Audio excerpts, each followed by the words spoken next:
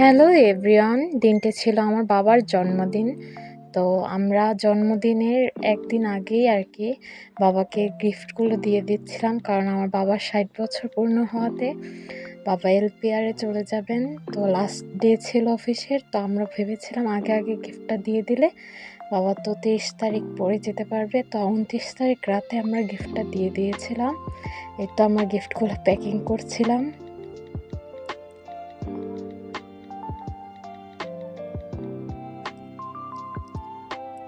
তো আমরা খুবই ভয়ে ছিলাম যে বাবা গিফটগুলো দেখে কীরকম রিয়েক্ট করে, কারণ বাবা কোনো দিনই নিজের জন্য কিছু কিনেন না। তো আমরা কিছু কিনে দিলে আমাদের খুবই বকা দেন। তো আমরা ভয়ে ভয়ে যাচ্ছিলাম গিফটগুলো নিয়ে। এই তো দেখেন বাবা তো মানে বাসায় যেভাবে ছিল ওই রকমই ছিল।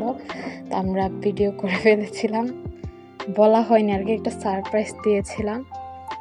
তো খুশি তো হন, বাট আমাদের আগে বকে টকে রাখেন না যে এত টাকা পয়সা খরচ করার কি দরকার ছিল। তারপর আমরা বলতেছিলাম ওঠো ওঠো গিফটগুলো দেখো।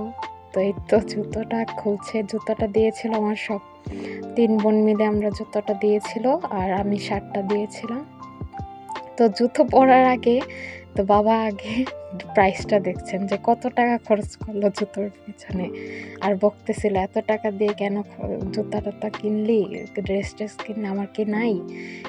তো বকাঝকা করতেছিল আর খুলতেছিল সব গিফট।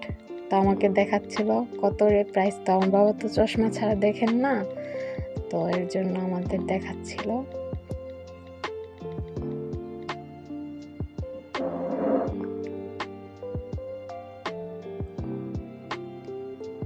আমরা সবাই অনেক এক্সাইটেড ছিলাম যে বাবা কীরকম রিয়েক্ট করে। আমার ছোট বোন তো আরও বেশি এক্সাইটেড, সব কিছুই আবারও বকছে যে একই রকম শার্ট কতগুলা কিনিস, কী করবো এই শার্টটা দিয়ে। তো আমরা ভাবলাম যে কালকে লাস্টে তো বাবা পরে যাক, বাবাকে আবার ওইখান থেকেও মানে সবাই ফুলের তোড়া দিয়ে সম্বর্ধনা জানিয়েছিল। এই তো আমরা অনেক জোরাজুরি করার পর বাবা পরেছিল গিফটের শার্টটা, জুতোটা। বাবা শার্ট পরার সাথে সাথে আমার ছেলেটা গিয়েছিল অবাক হয়ে।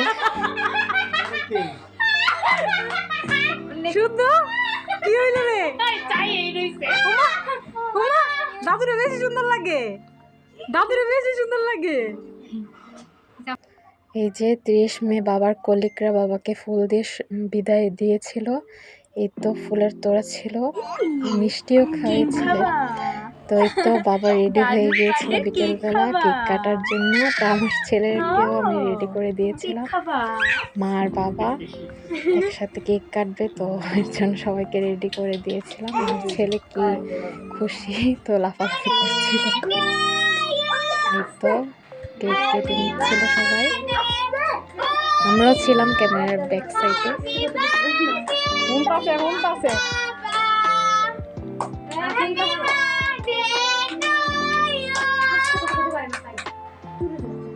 কি হইলো শুদ্ধ? কেকটাও ঘরেই বানানো হয়েছিল, আমার বোন অনন্যা তার পেজ আছে, তো আমরা সবসময় ওই কেক বানাই আমাদের ঘরে। তো ওই বাবাকে কেকটা গিফট করেছে বানিয়ে। এগুলো সবই সারপ্রাইজ ছিল। তো এই তো সবাই সবাইকে কেক খাইয়ে দিচ্ছিল। সমস্যা নাই, ভিডিও আইতাছে।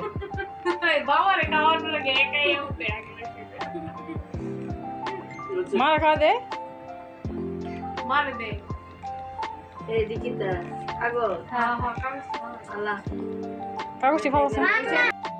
তারপরে তো বাবা মাকে কেক খাইয়ে দিচ্ছিল।